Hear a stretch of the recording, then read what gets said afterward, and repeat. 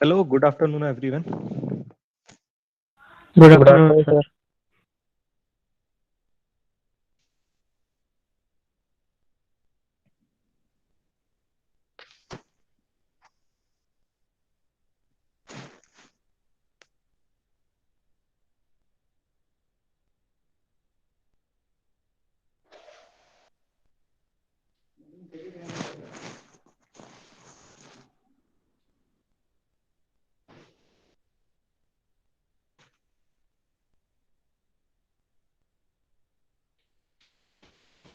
आज हम देखेंगे synchronising torque and power coefficients.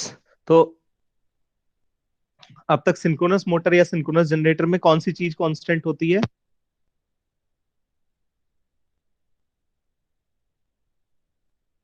रहती है। ठीक है, speed omega S is constant. ठीक है, constant and power upon omega S, this will be the torque of synchronous machine. तो सिंक्रोनस मशीन में टॉर्क की हम एक्सप्लिसिटली बात नहीं करते हैं। क्यों नहीं बात करते हैं? क्योंकि पावर की बात कर रहे हैं, तो जो पावर का फॉर्मूला है उसको किसी भी कांस्टेंट वैल्यू से डिवाइड कर देंगे तो टॉर्क आ जाएगा आपका। तो जब पावर की बात कर रहे हैं मतलब टॉर्क की बात कर रहे हैं। पर इंडक्शन मशीन जब पढ़ने वाले हैं हम नेक्स्ट जो यूनिट में पढ़ेंगे उसमें ऐसा नहीं होगा। उसमें टॉर्क और पावर अलग अलग चलेंगे, उसमें टॉर्क ज्यादा इंपॉर्टेंट रहेगा। ठीक है, तो सिंक्रोनाइजिंग टॉर्क और सिंक्रोनाइजिंग पावर कोफिशिएंट्स क्या होते हैं, तो कोई एक लेके चलेंगे। ठीक है, अगर टॉर्क कोफिशिएंट की बात होगी तो ओमेगा एस से बस डिवाइड कर देंगे उसको। ठीक है, इसमें कोई कंफ्यूजन नहीं होना चाहिए। तो पहले तो मैं ये जो बताता हूं, इसकी रिप्रेजेंटेशन है आपकी सिंक्रोनाइजिंग पावर कोफिशिएंट्स की है ये पी एस वाई से। ठीक है, पी एस वाई से इसको रिप्रेजेंट करेंगे। ठीक है, पी एस वाई से, और ये बताता है आपका, ये रिप्रेजेंट होता है डीपी ओवर डी डेल्टा। ठीक है, अब मान लो अगर आपकी सिलेंड्रिकल मशीन है, ठीक है, सिलेंड्रिकल रोटर मशीन है। ठीक है, सिलेंड्रिकल रोटर मशीन के लिए पी क्या होता है बताओ जरा? 3 टाइम्स सिलेंड्रिकल रोटर के लिए पावर कितना होता है सिंक्रोनस मशीन का?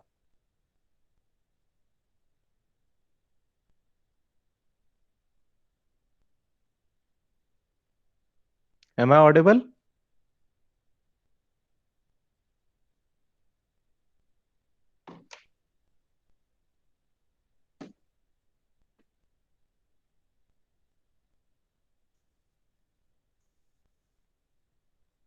Am I Audible?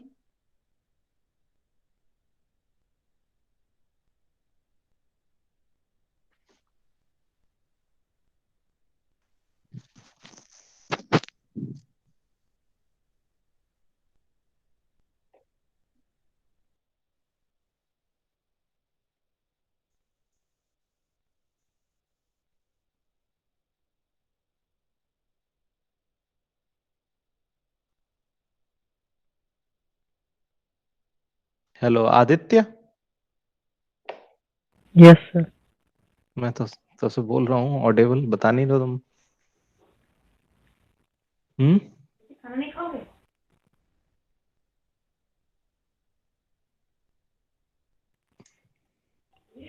Yes, sir. Power का फॉर्मूला बताओ क्या है? 3 times, 3 times So VT VI call. EF upon XS sine delta. यही तो है आपकी पावर, सिंक्रोनस मशीन की पावर। सैलिएंट पोल थी।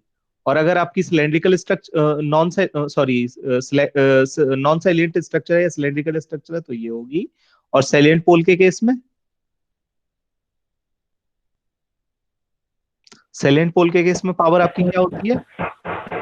EF EF VT access upon XS sine cos delta sin delta. Plus VT square by 2 1 upon X Q minus 1 upon X D sine 2 delta. ठीक है, last lecture में बताया था नहीं बताया था ये सारे power power curve draw draw करके बताया था ये वाला कर्व, मशीन के में ये वाला। क्या? ठीक है, तो जो आपका सिंक्रोनाइजिंग पावर कोफिशिएंट होगा वो होगा पावर का डेरिवेटिव होगा विद रिस्पेक्ट टू डेल्टा। तो पी एस वाई को हम लिखेंगे, पी एस वाई यहां से क्या हो जाएगा, पी एस वाई हो जाएगा आपका डीपी ओवर डी डेल्टा, मतलब क्या हो जाएगा 3 times V T E F over x S, sine delta का डेरिवेटिव क्या हो जाएगा कॉस डेल्टा। ठीक है, तो इसका यूनिट क्या होगा, पी एस वाई का यहां से यूनिट क्या आ रहा है, क्या यूनिट आ रहा है पी एस वाई का, पी एस वाई का यूनिट क्या आ रहा है बताओ।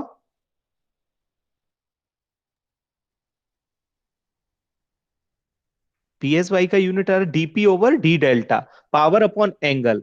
तो इसको या तो हम बोलेंगे वॉट पर रेडियन बना, ठीक है, और रेडियन या वॉट पर रेडियन, और रेडियन भी इलेक्ट्रिकल रेडियन लेना होगा, ठीक है, वॉट पर इलेक्ट्रिकल इलेक्ट्रिकल रेडियन, क्योंकि जो ये क्वांटिटी लैग लीड करती है डेल्टा निकलता है, ये सब इलेक्ट्रिकल डिग्रीज में आते हैं, सारे मैकेनिकल में नहीं आते।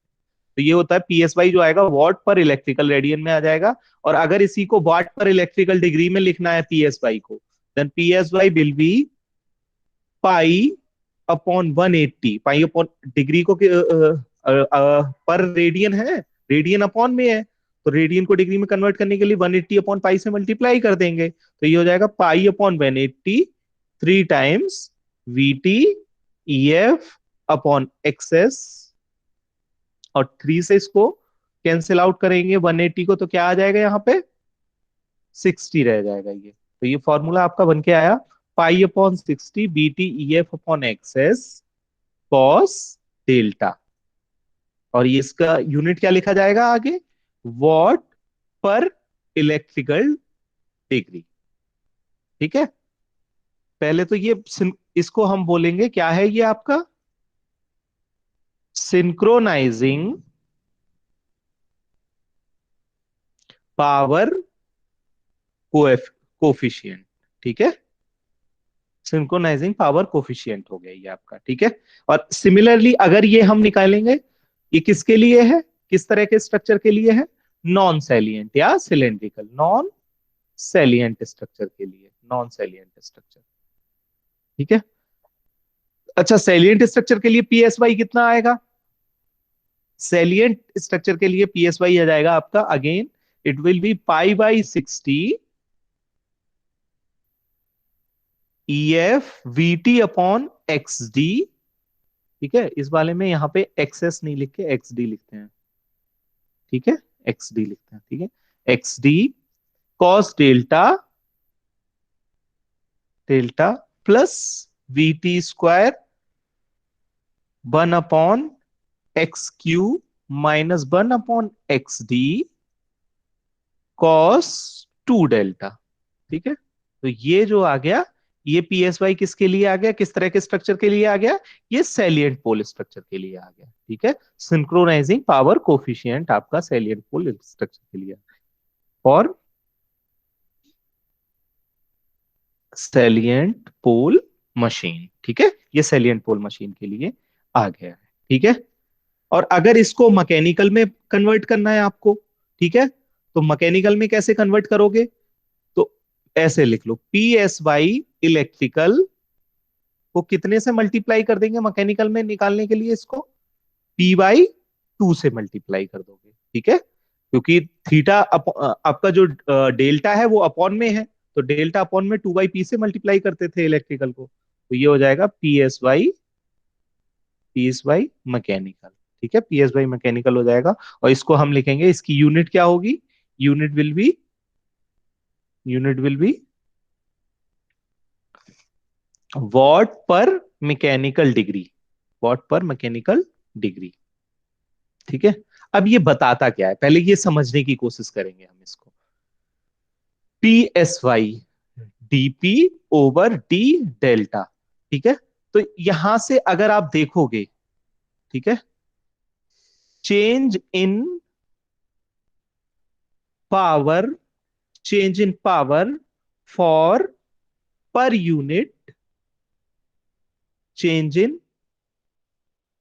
Change in delta load angle अगर आपका पर यूनिट चेंज होता है कुछ, तो उससे इसके मोटर के द्वारा या जनरेटर के द्वारा सप्लाई की जाने वाली पावर कितनी चेंज हो जाएगी, ये वो बताता है। ठीक है, पीएसवाई क्या बताता है, सिंक्रोनाइजिंग पावर कोफिशिएंट क्या बताता है कि how much power is going to change for a per unit change in delta. ठीक है, तो इसका जरा प्लॉट देखते हैं, पीएसवाई का प्लॉट देखते हैं, किसके रेस्पेक्ट में, डेल्टा के रेस्पेक्ट में इसका प्लॉट देखते हैं। ठीक है, पहले तो पी का प्लॉट बनाओ। पी का प्लॉट क्या आएगा आपका, पी का प्लॉट आपका आएगा, पी का प्लॉट आता है, ये आता है। ठीक है, तो this is the curve of power P. Now let's draw another curve here.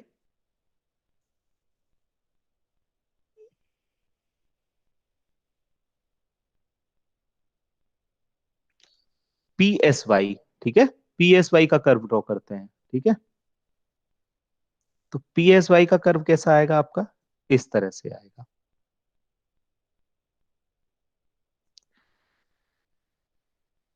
अब देखो, यहां पे ये किसका कर्व है, पीएसवाई का, सिंक्रोनाइजिंग पावर कोफिशिएंट का। तो सिंक्रोनाइजिंग पावर कोफिशिएंट का, या फिर हम इसको ये बोलेंगे, ये किसका कर्व है आपका, पहले बाद में बताता हूं, पहले ये देखिए, if if delta is equal to zero, तो पावर क्या, P is equal to zero, P S Y is equal to P max. ठीक है, दो कंडीशन, दोनों कंडीशन को असेस करते हैं। If delta is equal to pi by two, then P S Y is equal to zero. ठीक है, ये दो केसेस है आपके पास। ठीक है, P is equal to P max. अब मैं बोलता हूं, ठीक है, अब यहां से दोनों चीजों से थोड़ा सा इसको क्वालिटेटिवली अंडरस्टैंड करने की कोशिश करते हैं। पहला केस है delta is equal to zero, कौन सा, ये वाला केस, इस कंडीशन में। ठीक है, am I audible, yes sir. Yes, sir. Okay. तो delta is equal to zero वाला केस हम देखते हैं। Delta is equal to zero की केस में आपकी पावर कितनी सप्लाई कर पाएगी मोटर या जनरेटर, कोई पावर सप्लाई नहीं कर पाएगी। But P S Y is equal to maximum है, P S Y is equal to maximum है, मतलब मैक्सिमम है, P synchronizing power coefficient maximum, मतलब जो रेट है पावर ट्रांसफर का वो मैक्सिमम होगा। ठीक है, विद रेस्पेक्ट टू डेल्टा, मतलब अगर थोड़ा बहुत चेंज आता है डेल्टा में, डेल्टा अगर थोड़ा बहुत शिफ्ट होता है, तो जो वैल्यू है पावर की शिफ्ट की वो बहुत ज्यादा चेंज होगी। ठीक है, सडनली पावर का थोड़ा सा, अब यहां से इसको इस तरह से देखो, अगर थोड़ा सा डेल्टा में चेंज आ रहा है तो पावर में अच्छा खासा चेंज आ जा रहा है। ठीक है, थोड़ा सा डेल्टा में आप थोड़ा सा चेंज कर रहे हो यहाँ पे, तो पावर में अच्छा खासा चेंज आ रहा है। ठीक है, मतलब आप, तो अगर मान लो लो रेंज ऑफ डेल्टा में हम कहीं ऑपरेट कर रहे हैं, कम वैल्यू के डेल्टा में ऑपरेट कर रहे हैं, कम वैल्यू ऑफ डेल्टा में यहाँ कहीं ऑपरेट कर रहे हैं, तो उस कंडीशन में क्या है, डेल्टा की अगर थोड़ा बहुत शिफ्ट है तो पावर का अच्छा खासा शिफ्ट मिल जाएगा तुम्हें। बट इस कंडीशन में दूसरी कंडीशन है ये, delta is equal to 90 degree वाली कंडीशन। तो डेल्टा 90 डिग्री वाली कंडीशन में अगर हम लगाएंगे, तो पावर तो हमें दिख रहा है कि पावर मैक्सिमम ट्रांसफर करनी चाहिए, बट अगर डेल्टा 90 से थोड़ा बहुत इधर उधर होता है, तो पावर में शिफ्ट कितना आएगा, पावर कितना चेंज होगा, डेल्टा चेंज होने पे पावर में चेंज कितना आएगा, कोई पावर में चेंज नहीं आएगा। मतलब सिस्टम इस पर्टिकुलर कंडीशन में, ठीक है, डेल्टा के चेंजेस को रिस्पॉन्ड नहीं करेगी पावर। ठीक है, तो हम ऐसे बोलेंगे, at at delta is equal to 90 degree, the system या द मशीन, सिंक्रोनस मशीन, या near, at near delta is equal to 90 degree, the synchronous machine does not respond does not respond to the changes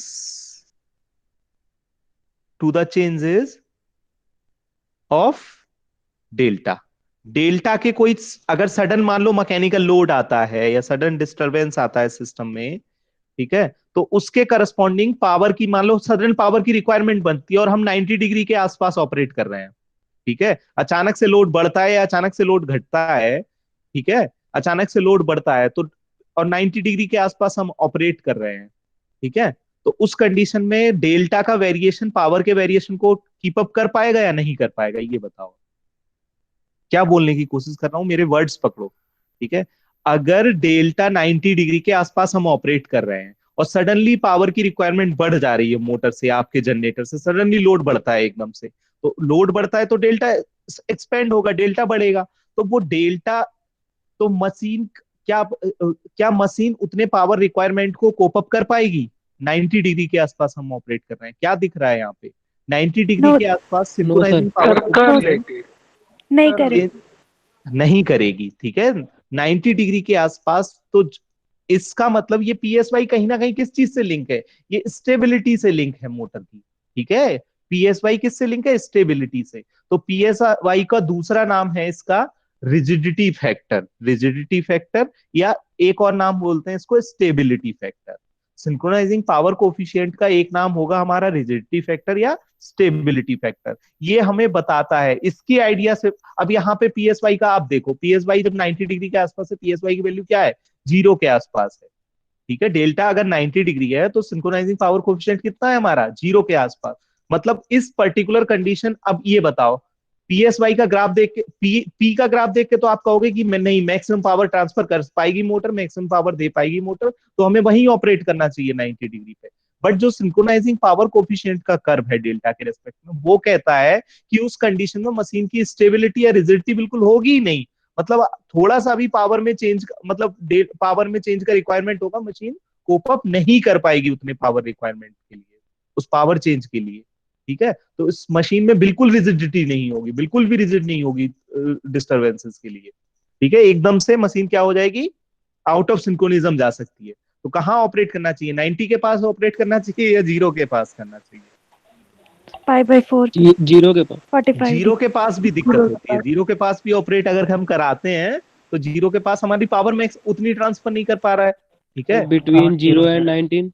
हाँ, zero and 45 90 के नहीं, 90 से काफी नीचे, जो आप एक तरह से ये देख सकते हैं, ये फ्लैट एरिया खत्म हो जाए, फ्लैट एरिया मतलब जीरो के आसपास की रेंज ये खत्म हो जाए। ठीक है, तो हम यहाँ कहीं ऑपरेट कर सकते हैं, ये सारा जोन ऑपरेट करने लायक रहता है हमारा। Yes sir. जैसे ये फ्लैटनेस है, कोई एग्जैक्ट वैल्यू नहीं है, लेकिन अगर आप कॉम्पिटिटिव एग्जाम में जाते हो तो मोटर के लिए डेल्टा की ऑप्टिमल वैल्यू जो मानी जाती है वो 15 से 40 डिग्री मानी जाती है। ठीक है, 15 डिग्री से 40 डिग्री के बीच में मोटर के लिए, पावर सिस्टम में अलग होता है ये। ठीक है, पावर सिस्टम में कुछ और होता है ऑप्टिमल, तुम्हारा डेल्टा जो रहता है दो बसेस के बीच का।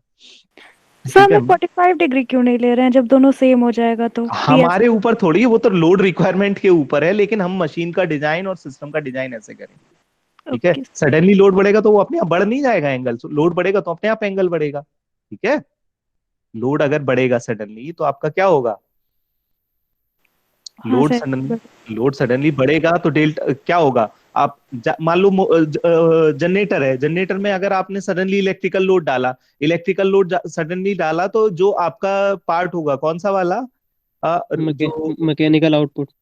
नहीं, मैकेनिकल आउटपुट तो नहीं, मैकेनिकल इनपुट होगा जनरेटर के केस में। तो जनरेटर के केस में अगर सडनली इलेक्ट्रिकल लोड डालोगे तो इलेक्ट्रिकल लोड को कौन रिप्रेजेंट करता है? बीटी का फेजर, तो बीटी का फेजर थोड़ा आगे भग जाएगा। ठीक है, जो आर्मेचर यस रिएक्शन सर। वाला, मतलब आर्मेचर रिएक्शन वाला पीछे रह जाएगा थोड़ा ज्यादा, और जो आपका रोटेटिंग ईएफ है वो आगे चला जाएगा, मतलब डेल्टा थोड़ा बढ़ने लगेगा सडनली लोड बढ़ाने पे। और डेल्टा बढ़ने से क्या होगा? देखा, पावर रिक्वायरमेंट आपकी, मतलब पावर जनरेशन अपने आप से ही ये पी डेल्टा कर्व से बढ़ जाएगी। ठीक है, ये स्टेबिलिटी में मैं बता दूंगा। ठीक है, तो पहले आपको ये पता चला synchronising power and synchronising torque coefficient. Torque की बात करेंगे तो हमेशा हर जगह किससे डिवाइड कर दोगे?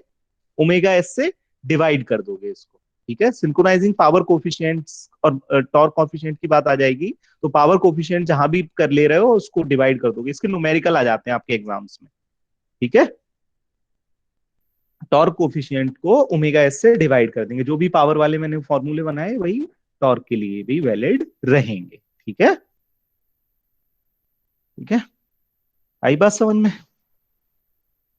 तो ये आपके सिंक्रोनाइजिंग टॉर्क और पावर कोफिशिएंट यहाँ पे मैंने क्लियर कर दिए हैं। ठीक है, तो 90 डिग्री पे क्यों नहीं ऑपरेट करना चाहिए? क्योंकि मशीन की स्टिफनेस क्या हो जाएगी? हाँ, क्या क्या नाम बोला पीएसवाई का मैंने? स्टेबिलिटी फैक्टर, रिजिडिटी फैक्टर, और इसको एक और नाम देंगे, स्टिफनेस। ये मशीन की स्टिफनेस है, पीएसवाई को मशीन की स्टिफनेस भी बोलते हैं। तो कब ज्यादा स्टिफ रहेगी मशीन? जितना आपका डेल्टा कम होगा या जितना डेल्टा ज्यादा होगा, कब ज्यादा स्टिफ है मशीन?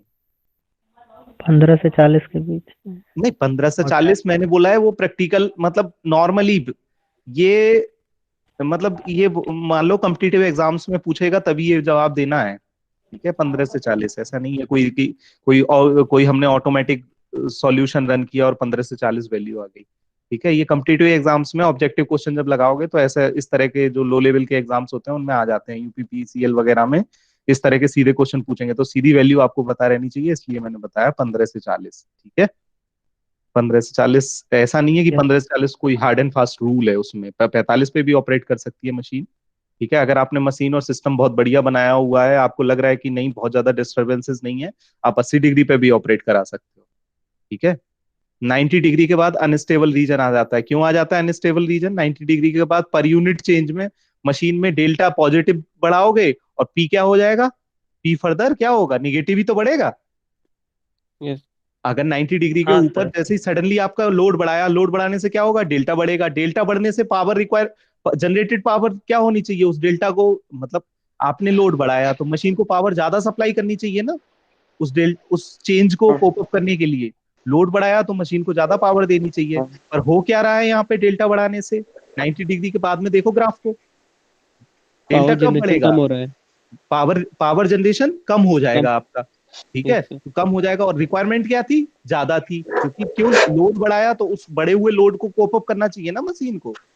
तो वो आपका इससे स्टेबिलिटी फैक्टर के ग्राफ से भी देख लो कि पावर जनरेटेड क्या हो जाएगी? निगेटिव हो जाएगी। 90 डिग्री से ऊपर जाओगे तो हो जाएगी, नहीं हो जाएगी? तो ये आपका रीजन कैसा होगा? ये, इसको पहले भी मैंने बोला था कि ये क्या हो जाएगा? अनस्टेबल, अनस्टेबल रीजन हो जाएगा ये, ठीक है? अनस्टेबल, ठीक है? अनस्टेबल रीजन, ठीक है? तो आपको synchronising power and synchronising torque coefficient आपके खत्म हो गए, ठीक है? पावर आपका ये भी हो गया सारा खत्म। सैलिएंट पोल मशीन के लिए टू रिएक्शन थ्योरी भी आपकी खत्म हो गई है, ठीक है? अब ये एक्स डी एक्स क्यू कैसे डिटरमाइन करते हैं, या एक्स डी एक्स क्यू के लिए क्या टेस्ट होते हैं, ठीक है? वो मैं नेक्स्ट लेक्चर में बताऊंगा। पहले अभी इसमें मैं बताऊंगा आपको इफेक्ट ऑफ, ये हमेशा एग्जाम में आता है, हमेशा आप लोगों के एकेटीयू के, effect of varying, effect of varying field current. Field current vary करने का क्या फर्क पड़ेगा, ठीक है? फील्ड करंट वेरी करेंगे तो क्या इफेक्ट पड़ने वाला है, ठीक है? चलो बताओ जरा, ठीक है? दो, पहला, आप केसेस आपको बनाने, पहला case, case one, machine is connected load to infinite bus, finite bus, ठीक है? केस वन में एजम्पशंस हैं, या तो एजम्पशन ही ले लो इसको, या केस वन ले लो, ठीक है? Case one, machine is connected to infinite bus, ठीक है? इनफाइनाइट बस से मशीन कनेक्ट है, ठीक है? पहला केस हो गया। इसमें ए कंडीशन, बी कंडीशन, ठीक है? बी कंडीशन क्या है? Machine is connected to infinite bus and mechanical input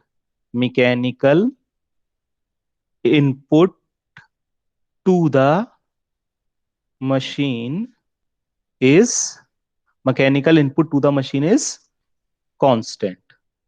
इसका मतलब क्या है कि आपकी, केवल हम क्या वेरी करने वाले हैं? फील्ड करंट वेरी करने वाले हैं। किस कंडीशन में? मान लो ये ग्रिड, आपका ये ग्रिड है, ठीक है? मतलब ये बस है, ये इनफाइनाइट बस है, ठीक है? इनफाइनाइट बस, इससे आपका जनरेटर आपका कनेक्टेड है ये, ठीक है? जनरेटर जीवन कनेक्टेड है इससे, ठीक है? किससे? इनफाइनाइट बस से, नाइट बस से कनेक्टेड है आपका जनरेटर जीवन, ठीक है? तो यहाँ पे क्या कांस्टेंट होगा? इनफाइनाइट बस पे कांस्टेंट क्या होगा ये बताओ? वोल्टेज। वोल्टेज कांस्टेंट हो गया। VT load terminal voltage voltage क्या हो गया? कांस्टेंट हो गया। Very good. सर, लोड अब वोल्टेज बोलेंगे ना? है, हाँ। और mechanical input to the machine is constant, मतलब क्या हो गया? PM, speed. PM 3 VT EF upon XS sine delta is equal to constant, ठीक है? ये क्या हो गया, कांस्टेंट हो गया। अब देखते चलना यहाँ पे क्या कांस्टेंट है, 3 कांस्टेंट है, वीटी कांस्टेंट है या नहीं है, वीटी कांस्टेंट है, एक्सेस क्या है यस सिस्टम, एक्सेस मोटर की इंपीडेंस है कोई पर्टिकुलर, तो ये भी कांस्टेंट हो गई। ये वेरिएबल होगा। अरे ईएफ होगा पहले ये बताओ। मेरा कहने का मतलब है ईएफ साइन डेल्टा क्या हो गया, कांस्टेंट। हुआ या नहीं हुआ बताओ जरा।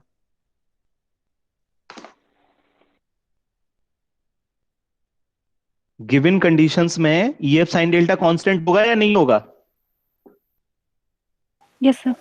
वेरी ठीक है, ईएफ साइन डेल्टा कांस्टेंट होगा, क्यों, क्योंकि 3 कांस्टेंट है, वीटी कांस्टेंट है, एक्सेस क्या है, सिंक्रोनाइजिंग सिंक्रोनस रिएक्टेंस है, ये भी कांस्टेंट है, तो 3 वीटी अपॉन एक्सेस कांस्टेंट हो गया, तो ईएफ और पीएम कांस्टेंट हम लेके चले mechanical input to the machine.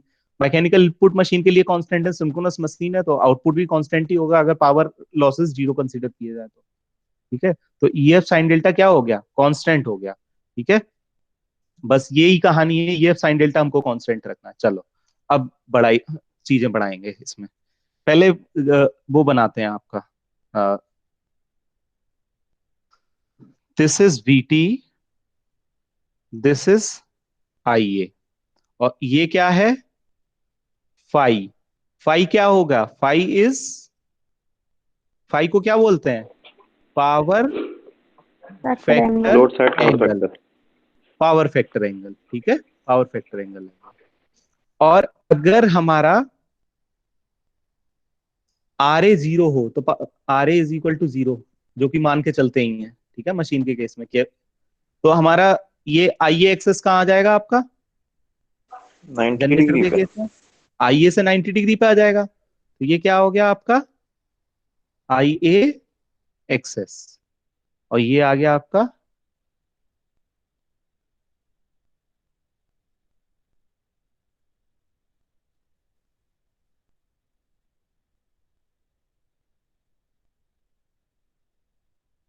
ये क्या हो गया ई एफ। सही है, सही है। Yes sir. चलो बहुत बढ़िया। अब हमें किसका इफेक्ट चेक करना है, किसका इफेक्ट चेक करने वाले हैं अपन, effect of current. Varying field current, IF. Field current vary करेंगे तो ईएफ पे क्या फर्क पड़ेगा बताओ। आईएफ बढ़ेंगे, आईएफ बढ़ाएंगे तो क्या बढ़ेगा, ईएफ बढ़ेगा या नहीं बढ़ेगा। ये बढ़ेगा सर मैग्नीट्यूड वाइज। हाँ मैग्नीट्यूड वाइज बढ़ेगा। आईएफ बढ़ा, आईएफ के सीधे सीधे प्रोपोर्शनल होगा ना ईएफ। आईएफ क्या है, फाइव एफ है, आईएफ से क्या बनेगा, फाइव एफ बनेगा, फाइव एफ से क्या बनेगा, ये बनेगा ईएफ बनेगा, क्योंकि EF is equal to, EF is proportional to five F into frequency. Frequency क्या, मशीन कांस्टेंट स्पीड पे रन कर रही है, क्योंकि फ्रीक्वेंसी जिस भी टर्मिनल से कनेक्टेड है वो इनफाइनाइट बस से कनेक्टेड है, तो फ्रीक्वेंसी तो कांस्टेंट हो गई आपकी, हो गई नहीं हो गई, फ्रीक्वेंसी कांस्टेंट हो गई, तो ईएफ उसी प्रोपोर्शन में बढ़ेगा जिस प्रोपोर्शन में आईएफ बढ़ेगा। ठीक है, दिख रहा है यहाँ पे, EF is equal to 4.44 five F F frequency, और फ्रीक्वेंसी कांस्टेंट है क्योंकि मशीन किससे कनेक्टेड है, इनफाइनाइट बस से। तो फाइव एफ अगर आपने आईएफ बढ़ाया तो फाइव एफ बढ़ेगा, फाइव एफ बढ़ने से ईएफ बढ़ेगा। तो इसका मतलब लेट से इंक्रीज करो, फर्दर इंक्रीज करेंगे, और हमारे पास कांस्टेंट क्या है, E F sine delta constant है। ठीक है, कांस्टेंट। ठीक है, एक और चीज हमने दी देखी, पीएम, मशीन की पावर क्या होती है, 3 times BT I A cos phi होती है या नहीं होती है। यस तो यहां से क्या कांस्टेंट हो गया, पावर तो कांस्टेंट कर दी ना हमने, और ये इसी के इक्वल होती है, ध्यान रखना किसके, 3 times BT X BT E F upon XS sine delta, ये एक ही चीज होती है, अलग नहीं होती है। ठीक है, 3 BT I A cos phi is equal to 3 BT E F, तो कौन कौन कांस्टेंट हो गया, ई एफ साइन डेल्टा भी कांस्टेंट हो गया, और क्या कांस्टेंट हो गया, 3 बीटी कांस्टेंट हो गया, मतलब आई ए कॉस फाई भी कांस्टेंट हो गया या नहीं हो गया, आई ए कॉस फाई भी कांस्टेंट हो गया। ठीक है, हुआ या नहीं हुआ, ये सारी कहानी दिख रही है यहाँ पे, नहीं दिख रही है ये बताओ। और इसको ढंग से समझना है क्योंकि ये पिछले दो दो बार से तुम्हारे सीनियर्स के जो एग्जाम पेपर में ये 7-7 नंबर के 2 बार क्वेश्चन आया था, तुम्हारे यहाँ में 10, एक ही पेपर में मतलब 2 क्वेश्चन एक ही टॉपिक के, ठीक है, सेम। तो ये मान के चलो ये अकेला क्वेश्चन जो मैं समझा रहा हूँ ये पास कराने की काबिलियत रखता है तुम लोगों को, ठीक है, मशीन के पेपर में। ठीक है, तो E F sine delta is equal to constant. ठीक है, ई एफ साइन डेल्टा कैसे कांस्टेंट हो गया, क्योंकि 3vt और एक्सेस कांस्टेंट हो गया, तो E F sine delta constant हो गया, क्योंकि वो पावर आपको क्या रखनी है मोटर या जनरेटर के लिए कांस्टेंट रखनी है। ठीक है, और इसी हिसाब से अगर इस वाली साइड देखेंगे तो 3vt कांस्टेंट हो गया। vt क्या है, टर्मिनल वोल्टेज, अगर इनफाइनाइट बस से कनेक्टेड हो तो टर्मिनल वोल्टेज कांस्टेंट हो गया, 3vt कांस्टेंट हो गया, तो ia cos phi कांस्टेंट हो गया।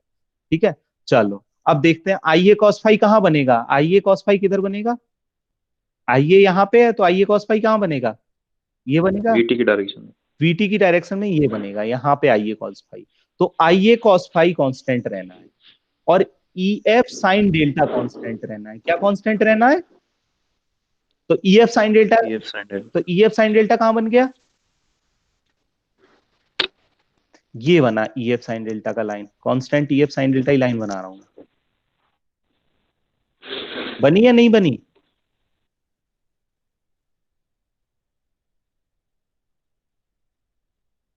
ये रही, ये क्या है, ये कौन सी क्वांटिटी बन गई, ये बन गई ef sin डेल्टा।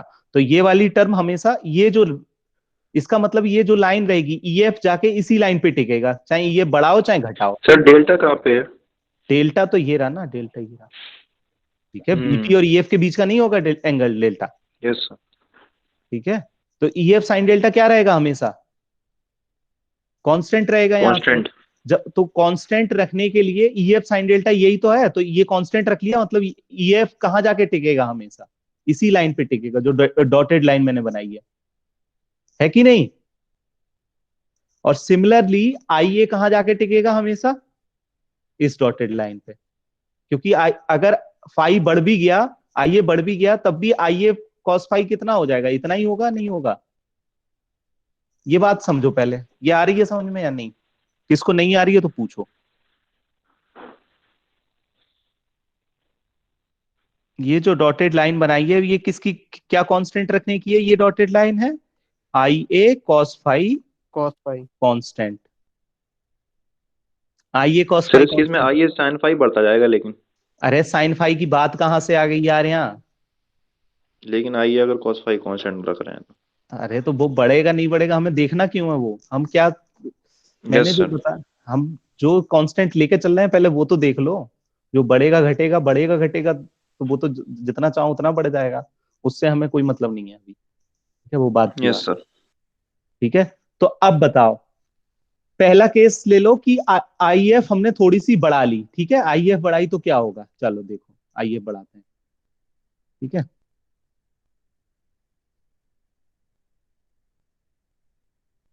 चलो आई एफ बढ़ाएं, आई एफ बढ़ाएंगे तो ई एफ सीधा सीधा आपका बढ़ जाएगा, तो ई एफ बड़ा करना है, but E F sine delta को कांस्टेंट भी रखना है, तो क्या पॉसिबिलिटी है, यही तो है पॉसिबिलिटी की ई एफ आपका आगे जाके और डेल्टा लंबा। डिक्रीज हो जाएगा और EF बढ़ जाएगा। वेरी गुड, डेल्टा डिक्रीज हो जाएगा, ई एफ बढ़ जाएगा, और बीटी बढ़ेगा क्या, या बीटी में परिवर्तन आएगा कोई, नो सर। नहीं आएगा, बीटी तो इनफाइनाइट बस से कनेक्टेड है कांस्टेंट। ना मशीन। तो वीटी से ईएफ को मिलाने वाली लाइन जो है वो क्या है, आईए एक्सेस। अब ये बताओ आईए एक्सेस के साथ क्या हुआ, आईए एक्सेस बढ़ी या घटी, इंक्रीज हुई सर, इंक्रीज हुई। ठीक है, इंक्रीज हुई, सही है, आईए एक्सेस आपकी इंक्रीज हो बढ़ेगी। गई। आईए एक्स और एक्सेस इंक्रीज हो नहीं सकती, तो अल्टीमेटली कौन इंक्रीज हुआ होगा, आइए आईए आइए। इंक्रीज हुआ होगा, और आईए इंक्रीज होने का स्कोप किस तरफ है, फाई, फाई इंक्रीज हुआ है। फाई इंक्रीज हुआ। ठीक है, मतलब आपने इस करंट कंडीशन में, अगर आपने, अब बताओ गिवन कंडीशन में हमने ई आई किसको बढ़ाया, हमने हमने आई एफ को बढ़ाया, फील्ड करंट बढ़ाया, फील्ड करंट बढ़ने से ई एफ बढ़ा, ई एफ बढ़ने से क्या बढ़ा, डेल्टा घटा। ठीक है, इससे कम। क्या हुआ, आईए आपका बड़ा है करंट कंडीशन में, और आगे क्या होगा, आईए बढ़ने फाई से बढ़ेगा। फाई क्या हुआ, फाई बढ़ा है, फाई बढ़ा है मतलब कॉस फाई कम घट है। गया, कॉस फाई कम हो गया। ठीक है, चलो एक कंडीशन थी, अगली कंडीशन फिर से लेंगे।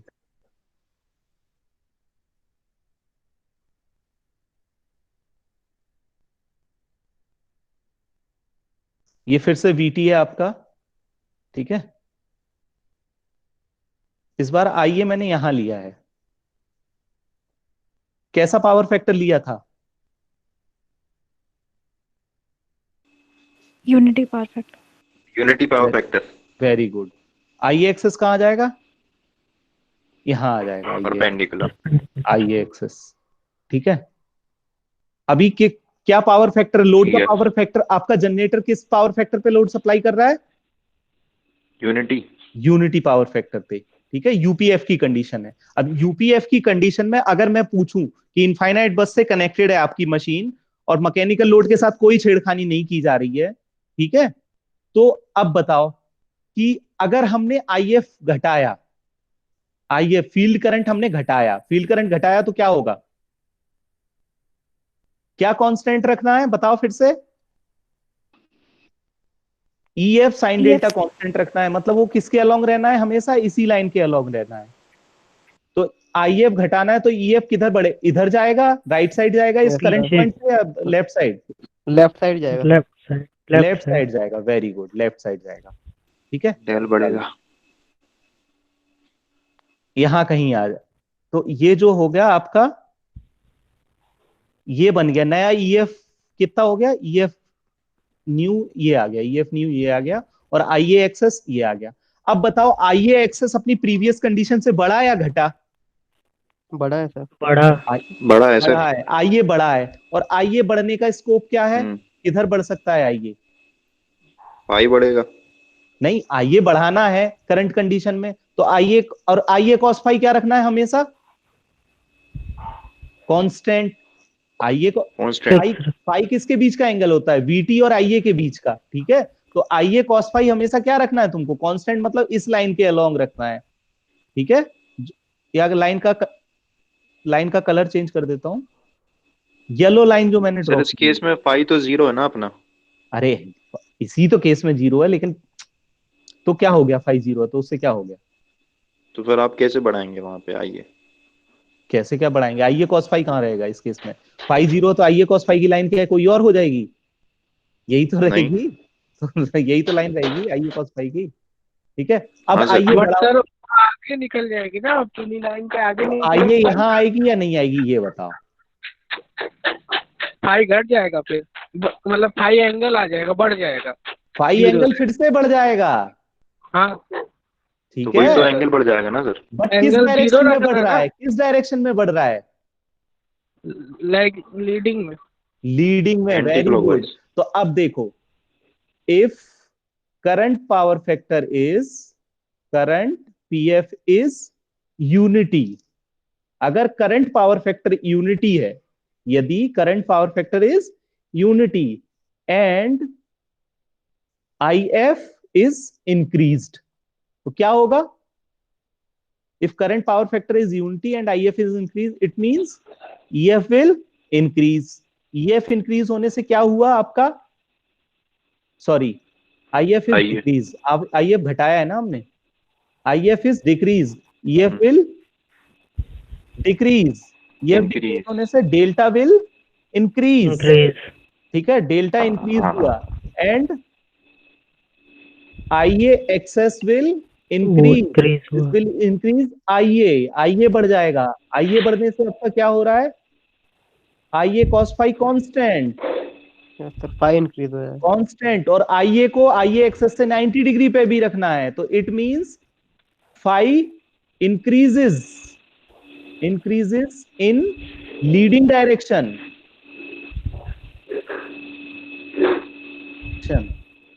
Phi increases in leading direction, leading ठीक है। डायरेक्शन। अगर आपने करंट पावर फैक्टर यूनिटी या आईएफ को अगर आपने घटाया, फील्ड करंट को हमने घटा दिया, अच्छा फील्ड करंट तभी आपने, परपेंडिकुलर रह पाएगा। फील्ड करंट आपने घटाई, तो उससे क्या हो रहा है, अब बताओ क्या हो रहा है, सर ईएफ ईएफ कम हो रहा सर, ईएफ कम हो रहा। कुछ गड़बड़ तो नहीं है? देख लो, पकड़ लो। यूनिटी पावर फैक्टर का केस था, हमने अरे यार ये रेजर नहीं सर सही है। सही है ना? चलो बहुत बढ़िया। हाँ इसी केस में दूसरा केस बना दे रहे हैं इसी के साथ में, ठीक है? अगर आईएफ बढ़ा दे रहे हैं तो इसी के साथ कर दो।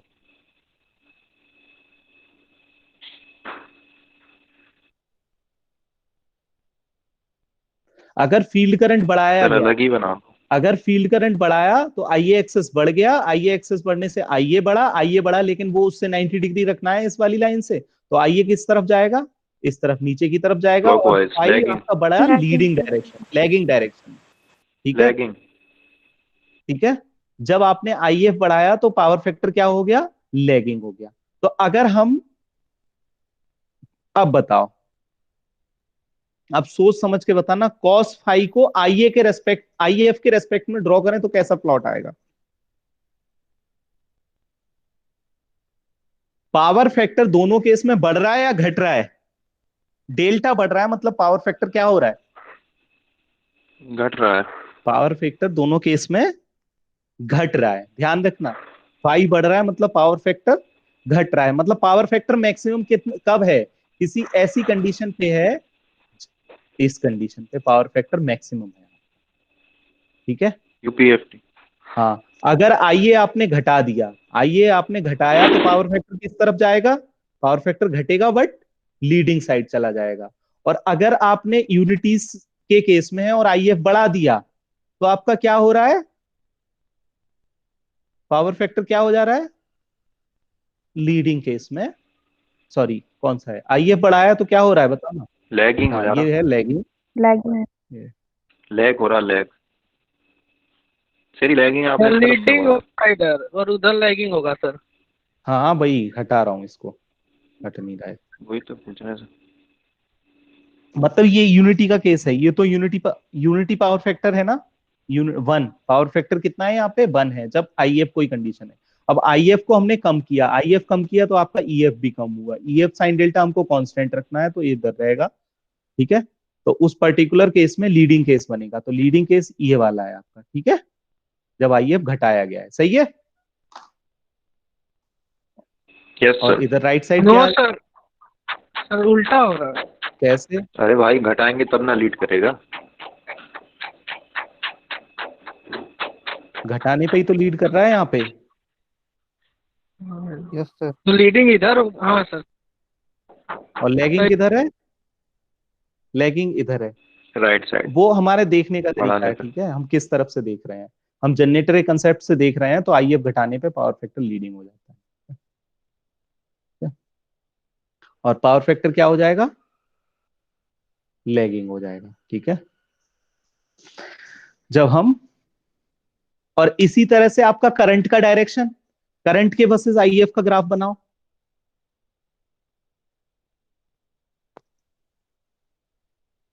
जब यूनिटी पावर फैक्टर है तो करंट मिनिमम है या मैक्सिमम है? सर maximum मिनिमम है। मिनिमम है सर।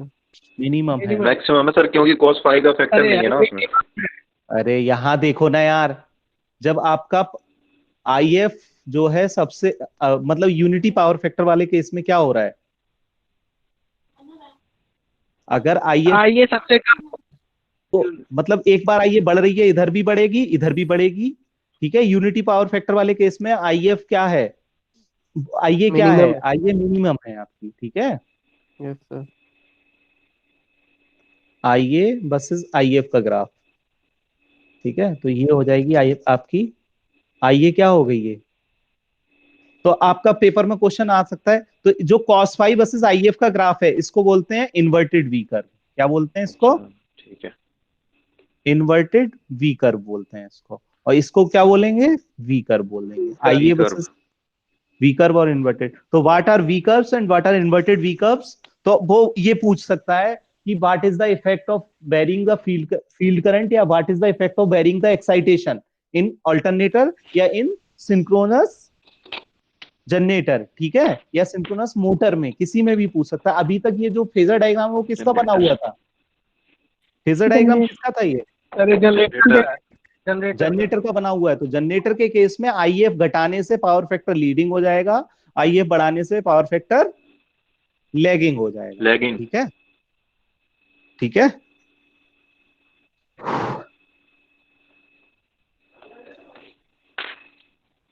ठीक है,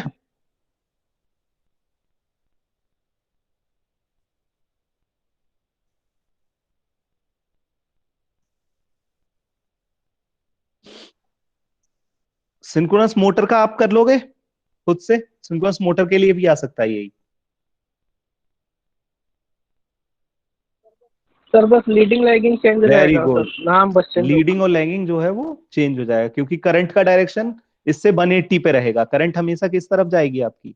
इस तरफ रहेगी करंट। ठीक है, समझे? करंट 180 आउट ऑफ फेज रहती है करंट केस में। ठीक है, और ये सब डायरेक्शन के ऊपर है। इसको किस किस डायरेक्शन में, जनरेटर के अगर पॉइंट ऑफ व्यू से देख रहे हैं तो ये लीडिंग रहेगा। ठीक है, और अगर इसको लोड पॉइंट ऑफ व्यू से देखेंगे तो लीडिंग जो है वो लैगिंग हो जाएगा, ध्यान रखना।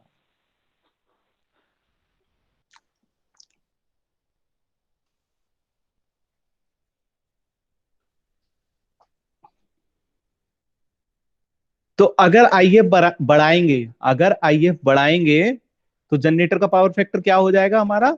लैगिंग हो जाएगा। लैग कर ठीक है, जाएगा।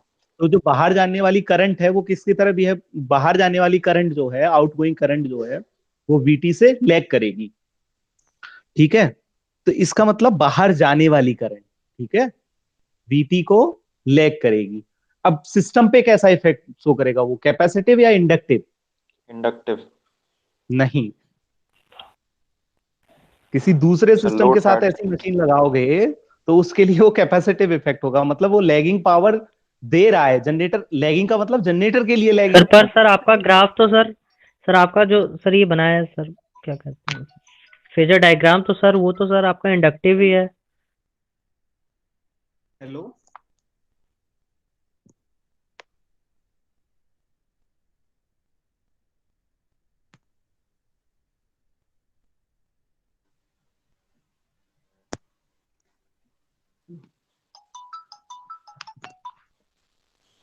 हेलो,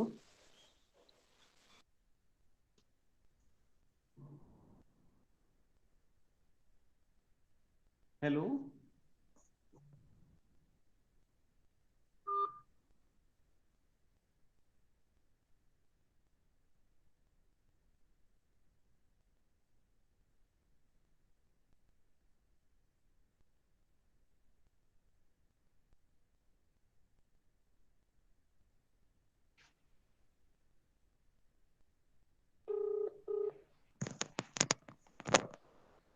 हेलो जी सर। जी सर, सही है सर। जी सर, प्रोग्रेस सर करके भेज दूँ। हाँ, वही इंट्रोडक्शन वाला। और ये इस वाले में एक वो प्रॉब्लम आ गई थी, वो सिमुलेट करने थे ना स्लॉट्स, तो एनसिस कहीं चली नहीं रहा, ना कॉलेज वाला ना आईआईटी वाला, कोई सा चली नहीं, प्रॉब्लम आ गई उसमें। हाँ,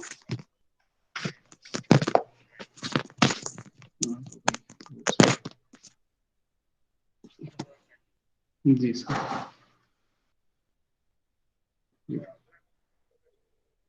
नहीं सर, अभी तो कमेंट नहीं आया।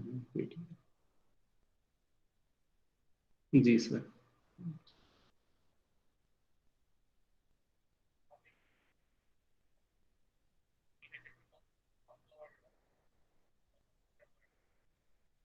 अच्छा ठीक है सर। जी सर, जी सर। ठीक है सर। जी सर। जी सर। जी सर।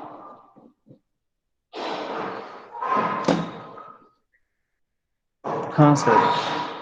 जी सर। Yes sir. हाँ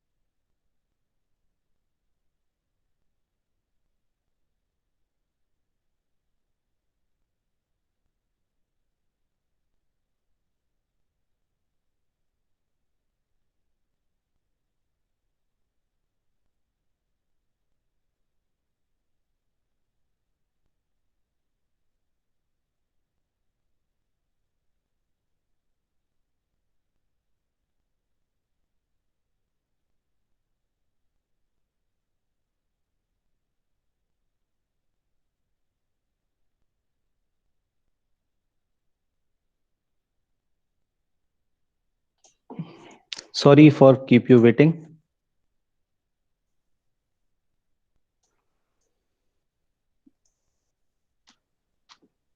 बंद हो गया क्या? Am I audible? Yes yes sir. Sir. तो ये जो इन्वर्टेड वी कर्व है वो किस किस के बीच का ग्राफ है? पावर फैक्टर के और आईएफ के बीच का। तो अगर हम जनरेटर पॉइंट ऑफ व्यू से देखेंगे कि जनरेटर सिस्टम में वॉर लैगिंग इंजेक्ट कर रहा है या लीडिंग वॉर इंजेक्ट कर रहा है, मतलब लैगिंग रिएक्टिव पावर दे रहा है जनरेटर या लीडिंग रिएक्टिव पावर दे रहा है जनरेटर, ठीक है। सिस्टम को एज ए लोड देखा जाएगा, तब तो ये ग्राफ उस कंडीशन में बने हुए हैं, ठीक है। ठीक है, तो जो पावर फैक्टर, अगर सिस्टम के ऊपर जनरेटर कैसा इफेक्ट शो कर रहा है तो ये लैगिंग लीडिंग उल्टा माना जाएगा, ठीक है, समझे। मतलब आईएफ बढ़ाने पे अगर जैसे किसी भी मान लो मैं कह रहा हूं किसी भी सिस्टम में मुझे रिएक्टिव पावर इंजेक्ट करनी है, मतलब रिएक्टिव पावर इंजेक्ट करने का मतलब लीडिंग वॉर की तरह, लीडिंग लोड की तरह वो बिहेव करे, ठीक है। रिएक्टिव सर पावर मतलब इंजेक्ट मतलब ऐसा है कि सिस्टम में कैपेसिटिव इफेक्ट देना है सिस्टम को। कोई भी सिस्टम है, हमारा पावर प्लांट है मान लो, सॉरी पावर प्लांट नहीं, हमारा ये डिस्ट्रीब्यूशन सिस्टम है, तो मैं कहता हूं कि वोल्टेज अगर बढ़ाना है तो हमको क्या लगाना चाहिए टर्मिनल पे, उसके कैपेसिटर लगा देना चाहिए। तो कैपेसिटर कैपेसिटर बैंक। लगाएंगे तो वोल्टेज हमारा बढ़ जाएगा, ठीक है। तो कैपेसिटर क्या कर रहा है, वो लैगिंग पावर इंजेक्ट कर रहा है सिस्टम में, ये कहते हैं, ठीक है। लीडिंग, अगर हम कहेंगे कि एक रेजिस्टेंस है तो रेजिस्टेंस एक पावर को एब्जॉर्व कर रहा है, ठीक है, तो हम ये बोल सकते हैं कि वो नेगेटिव पावर जनरेट कर रहा है, ये भी तो बोल सकते हैं, अच्छा हाँ ठीक है। है। तो ऐसे ही हम्म, कैपेसिटर को हम बोलते हैं कि कैपेसिटर लैगिंग वॉर जनरेटर है और जनरेटर। लीडिंग वॉर एब्जॉर्बर है, ठीक है। हम्म कैपेसिटर को हम क्या बोल रहे हैं कि लैगिंग पावर वो क्या कर रहा है, कैपेसिटर जनरेट कर रहा है, ठीक है। हम्म। तो इसमें भी अब बताओ लैगिंग साइड कौन सी है?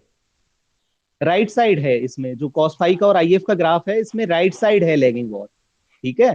तो इसका मतलब कैपेसिटिव इफेक्ट किस तरफ है, जो लीडिंग लिखा है उस तरफ है या लैगिंग लिखा है उस तरफ है? लोड साइड से देखा जाए तो इस तरफ है, राइट हैंड साइड में। लो राइट हैंड साइड में लैगिंग है, मतलब लोड साइड से हम्म नहीं, मतलब लैगिंग वॉर ये जनरेट कर रहा है जनरेटर, मतलब लैगिंग वॉर जनरेट कर रहा है, मतलब कैसा इफेक्ट दे रहा है राइट साइड में? Capacitive effect. कैपेसिटिव इफेक्ट दे रहा है सिस्टम के लिए। अगर सिस्टम में वोल्टेज इंप्रूव करने की बात की जाए तो आईएफ को बढ़ाना चाहिए या घटाना चाहिए? सिस्टम को बढ़ाना मोर चाहिए, रिएक्ट, सिस्टम को बढ़ाना रिएक्टिव चाहिए। पावर, आना। यस वेरी गुड, यही तभी कैच करना कैपेसिटिव था। शो करेगा। कैपेसिटिव इफेक्ट का जो आपका जनरेटर है वो जनरेटर रिएक्टिव पावर कब भेजेगा? ये जो लैगिंग लीडिंग है वो जनरेटर के रेस्पेक्ट में है। मान लो हम ऐसे बोल रहे हैं कि जनरेटर के टर्मिनल पे ये जो पूरा पावर सिस्टम लगा हुआ है, मतलब पूरा ग्रिड जो कनेक्टेड है जनरेटर के टर्मिनल पे, वो ग्रिड एक लोड की तरह है, तो उस कंडीशन में जो है ये लैगिंग लीडिंग है वो जनरेटर के पॉइंट ऑफ व्यू से। बट पूरे सिस्टम में जनरेटर एक नहीं होता, जनरेटर बहुत सारे हैं, पूरा सिस्टम है, तो पूरे सिस्टम पे जनरेटर एक पॉइंट की तरह कनेक्टेड है, एक बस है, वो जनरेटर की बस है, वो जनरेटर एक लैगिंग या लीडिंग वॉर जनरेटर की तरह जनरेटर कनेक्टेड है, ठीक है। अगर रिएक्टिव पावर की बात करी जाए तो रिएक्टिव पावर अगर किसी सिस्टम में देनी है, मतलब कैपेसिटिव इफेक्ट डालना है, वोल्टेज इंप्रूव करना है, तो आइए बढ़ेगा या घटेगा? आइए बढ़ेगा। बढ़ाया जाएगा, आइए बढ़ाने से सर तो ये जनरेटर, बोल सकते हैं मतलब कि लोड अगर लैगिंग ले रहा है तो फिर लीडिंग दे रहा है। यस वेरी गुड, बहुत सही। ठीक है। तो आपका जनरेटर क्या है, आईए बढ़ाने पे लैगिंग पावर सप्लाई करेगा, ठीक है। और मोटर के केस में ये चीज क्या होगी, मोटर हमने किस पॉइंट ऑफ व्यू से लगाई है, पावर लेने के पॉइंट ऑफ व्यू से, सिस्टम से वो पावर लेगी ही लेगी, तो उसमें ये चीज ऑटोमेटिकली करेक्ट रहेगी, ठीक है। मोटर में ये चीज क्या रहेगी, वो अपने आप ही करेक्ट रहेगी, कि उसमें अपने आप ही लीडिंग इस तरफ बन के आएगा। अगर आप बनाओगे ना, जिधर लैगिंग बन के आ रहा है, इसको हम लीडिंग दिखाने की कोशिश कर रहे हैं जनरेटर में। और मोटर में क्या आएगा, मोटर का पॉइंट ऑफ व्यू क्या है कि मोटर पावर को क्या करती है, सिस्टम से पावर लेती है, ठीक है। हम मोटर के केस में क्या बनेगा, जिधर लैगिंग बना है उधर लीडिंग बन के आएगा, पर उसका नोटेशन क्या है कि मोटर है ही लोड सिस्टम पे, तो इसका मतलब कैसा लोड है, लीडिंग लोड किस तरफ होगा, राइट साइड होगा। मोटर का भी सेम ग्राफ बन के आएगा, ठीक है, बट लैगिंग जिधर लिखा है उधर लीडिंग लिखा जाएगा मोटर के कन्वेंशन से, ठीक है। सर ये यूनिटी के केस में होगा ना ऐसा तो? नहीं, यूनिटी नहीं, किसी भी केस में कहोगे, जैसे जैसे सर आईएफ बढ़ाओगे सर आपका पावर फैक्टर डिटेरियोरेट होगा, ठीक है। सर कैपेसिटिव लोड तो तब होता है जैसे कि सर अगर आपका ईएफ सर स्मॉल हो जाए सर वीटी से, यही ना? कैपेसिटिव का वही मैं बताने की कोशिश कर रहा हाँ हूँ, तो जो सर तुम बोल रहे हो वो सही बोल रहे हो, ठीक है। हाँ सर। हमारा पॉइंट ऑफ व्यू क्या है, हमारा, रुक जाओ मैं यही बनाता हूँ इसको। हमारा पॉइंट ऑफ व्यू है, ये है आपका जनरेटर है, ये आपका ये ग्रिड है, सिस्टम है, पूरा ग्रिड है ये। अब जनरेटर के पॉइंट ऑफ व्यू से देख रहे हो, हम क्या मान के चल रहे हैं अपने दिमाग में कि जनरेटर पावर इधर सप्लाई करता है, इधर की तरफ, ग्रिड की तरफ, सही है। बट अगर मुझे इसी ग्रिड में इस पर्टिकुलर पॉइंट पे वोल्टेज इंप्रूव करना है, तो मैं कैपेसिटर लगाता हूं यहाँ पे। तो कैपेसिटर लगाता हूं तो मैं क्या मान के चल रहा हूं कि कैपेसिटर को मैं कुछ पावर दे रहा हूं, ठीक है, ठीक है। तो यस कैपेसिटर कैसी पावर ले रहा है, लीडिंग पावर लेता है, ठीक है, लीडिंग वॉर लेता है, लीडिंग रिएक्टिव पावर लेता है कैपेसिटर। बट जनरेट क्या करता है, ये लैगिंग पावर जनरेट करता है, सही है। सर। समझ में आई बात? सर तो ठीक है, लैगिंग पावर, अच्छा लैगिंग पावर फिर देगा कैपेसिटर बैंक, तो तभी वो यस, जनरेटर को ऐसा ले लिया कि लैगिंग दे रहा है वो। यस। और ये हमने क्या बोला, ये लैगिंग क्या कर रहा है, लैगिंग दे रहा है, तो कैपेसिटर इफेक्ट आया या नहीं आया, यही तो तो अच्छा कैपेसिटर इफेक्ट इफेक्ट, ये हाँ। आया जिधर जनरेटर का पॉइंट ऑफ व्यू क्या है, लैगिंग है, वही हमारा पॉइंट ऑफ व्यू लीडिंग है, अगर हम ग्रिड मतलब साइड से एक्चुअली कैपेसिटर बैंक नहीं लगाया, मतलब उसको ऐसा एजम्पशन लेके चल रहे हैं कि अगर ऐसा हो तो ऐसा होता है। हाँ, ये है कि कैपेसिटर बैंक का काम आपका जनरेटर कर सकता है, वो किस साइड करेगा, जब आइए बढ़ाएंगे या घटाएंगे, बढ़ाएंगे। जब बढ़ाएं। आगे बढ़ाएंगे। बढ़ाएंगे, इंक्रीज करेंगे बढ़ाएंगे, आदित्य, सर। बढ़ाएंगे जब लेकिन सर आइए अब बढ़ा। प्रीवियस स्लाइड करिए सर जरा एक मिनट। वो मैं, अरे वो पहले लिखा क्यों है मैंने, लीडिंग इसीलिए लिखा है, जो तुमको बता रहा हूँ वो यहाँ लिखा हुआ है लीडिंग, हाँ सर इसमें। ठीक है। तुम जो कहना चाह रहे हो वो लिखा हुआ है, सीधे सीधे लिखा है। अब उसको हमें देखना हाँ है, जनरेटर को लोड पॉइंट ऑफ व्यू से देखो, जनरेटर को जनरेटर पॉइंट ऑफ व्यू से मत देखो, ठीक है। ओके। हाँ सर हाँ। जनरेटर लैगिंग वॉर्स को, लैगिंग पावर को, लैगिंग वोल्ट एम्पीयर रिएक्टिव को ग्रिड में डाल रहा है। जनरेटर का काम क्या है, सप्लाई करना। तो इसका मतलब यह इस जगह पे राइट साइड में इस ग्राफ के लैगिंग वॉर को जनरेटर इंजेक्ट कर रहा है ग्रिड के अंदर, ठीक है। Yes sir yes sir. Generator lagging war को ग्रिड के अंदर इंजेक्ट कर रहा है। और कौन सी चीज है जो लैगिंग वॉर इंजेक्ट करती है ग्रिड के अंदर, अगर कनेक्ट की जाए किसी भी terminal, capacitor bank. Capacitor bank. तो कैपेसिटर ही। इसका मतलब सिस्टम का पावर फैक्टर इंप्रूव करना है, सिस्टम को रिएक्टिव पावर देनी है, तो आइए बढ़ाना चाहिए या घटाना चाहिए, इंक्रीज बढ़ाना करना चाहिए। चाहिए। इंक्रीज करना चाहिए, ठीक है। जनरेटर जो है वो लैगिंग पावर ग्रिड को दे रहा है, कैपेसिटर भी लैगिंग पावर ग्रिड को देता है, लीडिंग पावर लेता है। अगर लीडिंग पावर की बात की जाए, लीडिंग करंट की, तो लीडिंग करंट उसके अंदर जाती है कैपेसिटर से, या फिर लैगिंग करंट कैपेसिटर से बाहर आती है, ठीक है, एक ही चीज हुई। ये बस देखने का नजरिया है हमारा, और कुछ नहीं है, एनालॉजी देख रहे हैं मतलब। ठीक है। मैथमेटिकली कोई कमी नहीं है इसमें, बस इसको समझने की बात थी। अब अपने आप बताओ, लैगिंग वॉर जनरेट कर रहा है, ठीक है, और मोटर क्या करेगी, मोटर भी lagging leading war war generate करेगी, आइए बढ़ाओगे तो वो भी लैगिंग वॉर जनरेट करेगी, ये ध्यान रखना, ठीक है। मोटर में भी सेम केस बन के आएगा, पर मोटर कैसे है, मोटर आपने लोड की तरह ही लगाई है, उसमें डायरेक्शन क्या है, अंदर की तरफ है, तो उसमें लीडिंग अपने आप राइट साइड बन के आ जाएगा।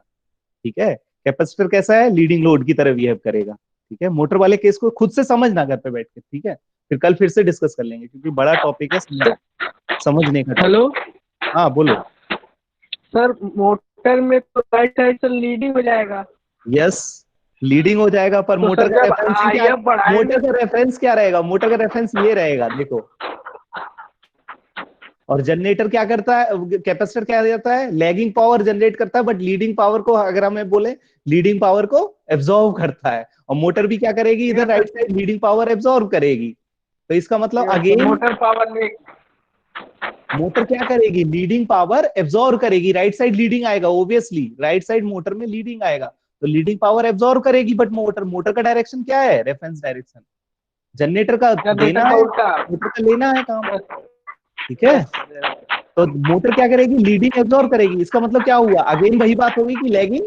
तो चाहे जनरेटर हो चाहे मोटर हो, दोनों ही आईएफ बढ़ाने के केस में लैगिंग वॉर या वॉर ग्रिड के लिए सप्लाई करेंगे, रिएक्टिव पावर ग्रिड के लिए सप्लाई करेंगे। तो जनरल हमारा जो कन्वेंशन है वो लैगिंग वॉर कन्वेंशन होता है, ना कि लीडिंग वॉर कन्वेंशन होता है। लैगिंग वॉर क्या हो रहा है, लैगिंग वॉर सप्लाई कर रहा है या एब्जॉर्व कर रहा है।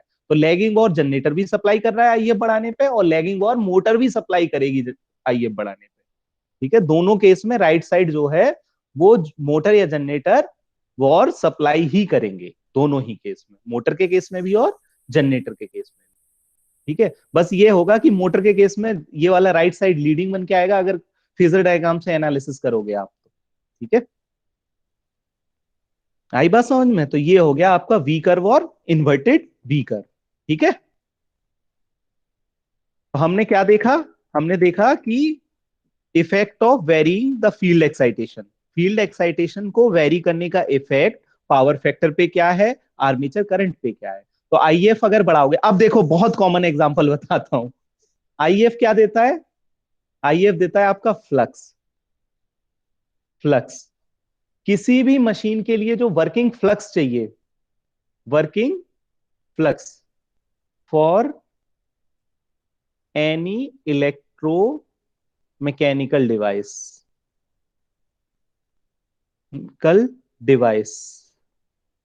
either it should be supplied separately, either it should be supplied separately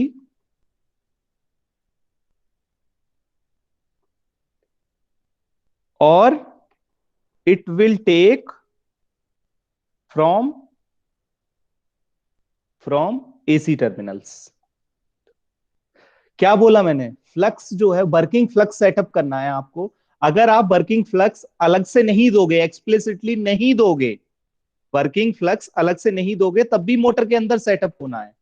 तो और ये कैसा होगा, ये वर्किंग फ्लक्स क्या सा होगा, अल्टरनेटिंग होता है आपका वर्किंग फ्लक्स किसी भी मैकेनिकल डिवाइस के अंदर।